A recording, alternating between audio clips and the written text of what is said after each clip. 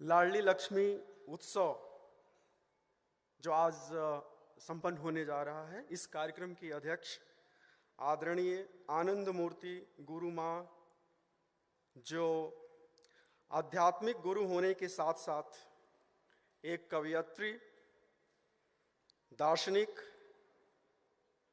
समाज क्रांति की सूत्रधार, मित्रवत मार्गदर्शक और प्रखर वक्ता हैं। मैं इनका आज पूरे मध्य प्रदेश शासन की ओर से हार्दिक स्वागत करता हूं, अभिनंदन करता हूं। आज वो हमारे बीच नारी शक्ति पुंज स्वरूप लाडली लक्ष्मी की इस उत्सव में उपस्थित हैं। आपने नारी की सबलता के लिए अनेक कार्य किया है, जिसमें मैं मुख्यतः 3 कार्यों के बारे में आपसे बात करना चाहूँगा। इसमें पहला है नारी मिशन, शक्ति मिशन। शक्ति मिशन में आपने उन बालिकाओं को पर ध्यान दिया जिनके माता पिता नहीं हैं या जो हर प्रकार से वंचित हैं। ऐसी 26,000 से अधिक बालिकाओं को आपने 12वीं तक की शिक्षा खुद दी है। इसी कड़ी में जो आपने दूसरा मिशन चलाया है वो है शक्ति उड़ान। इसके अंतर्गत आपने आत्मनिर्भरता तथा आत्मविश्वास भरने के लिए उन महिलाओं को अपने पैरों पे खड़ा होने के लिए सहायता दी है, जो अन्यथा कुछ न कर पाती अगर आप न होती। आपने व्यावसायिक शिक्षा के माध्यम से, खास करके कंप्यूटर शिक्षा के माध्यम से, ऐसे 2500 से अधिक महिलाओं को ये सपोर्ट दिया है, जिसके लिए आप निश्चय ही प्रशंसनीय हैं। तीसरा जो आईसी मिशन के तहत आपने जो कार्य शुरू किया है वो है शक्ति करुणा।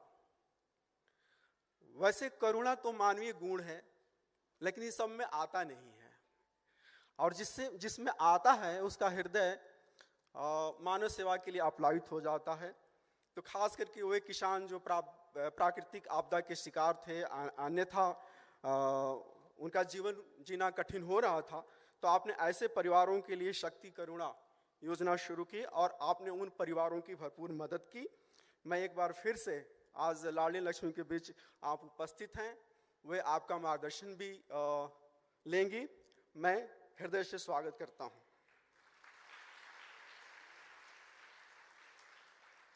माननीय मुख्यमंत्री मध्य प्रदेश शासन श्री शिवराज सिंह चौहान, जो एक दृष्टा एवं स्रष्टा हैं तथा मानवीय कल्याण के लिए युग परिवर्तक की भूमिका का निर्वहन करते हुए समता प्रतिष्ठापित करने की दिशा में न्यायशील समाज एवं प्रदेश की स्थापना में अहिर्निश लगे हुए हैं। ये किसी से छुपा नहीं है।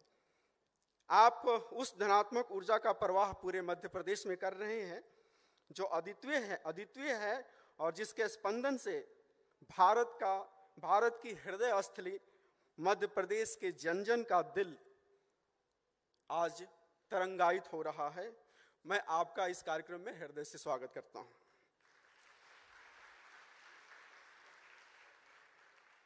आज 40 लाख से अधिक हमारी Ladli Lakshmi television, YouTube, Facebook, web link इत्यादि के माध्यम से हमारे प्रदेश के सारे जिलों में जुड़ी हुई हैं।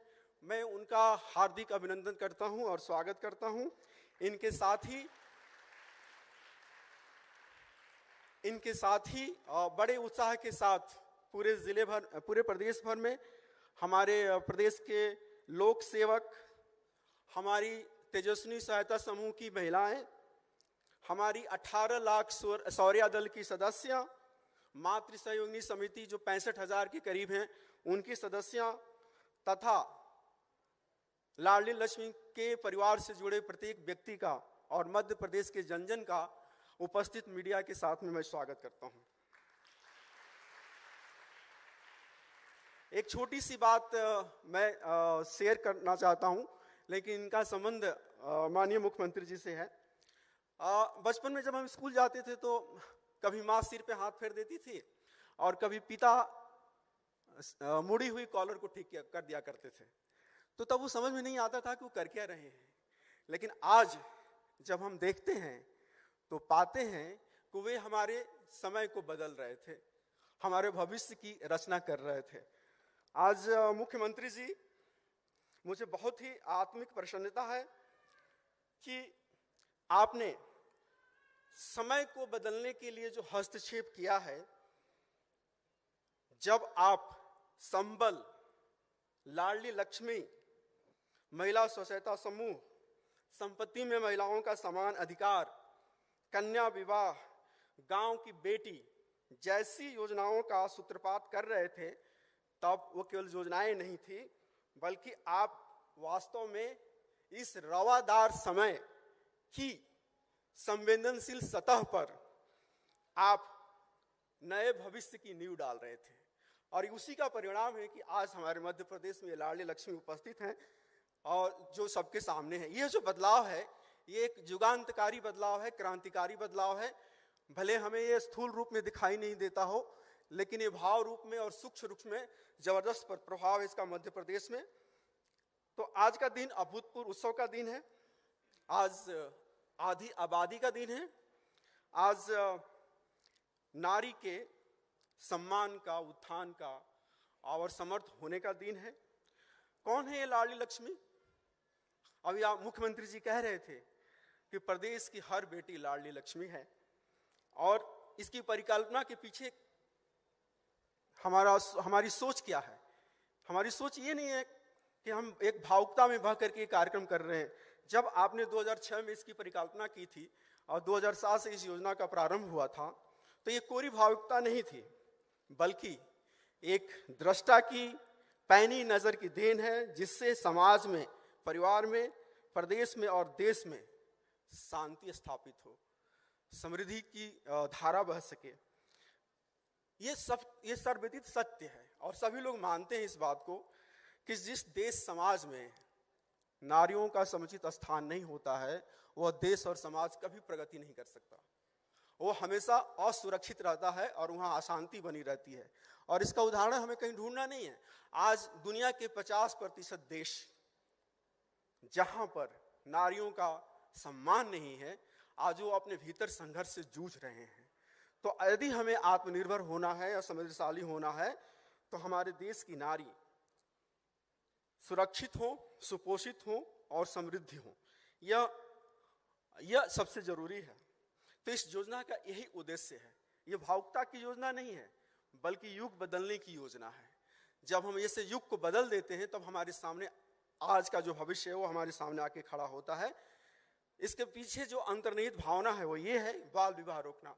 सर, मैं जब लाडली लक्ष्मी से बात करता हूं तो कोई भी लाडली लक्ष्मी बाल विवाह तो करना ही नहीं चाहती है।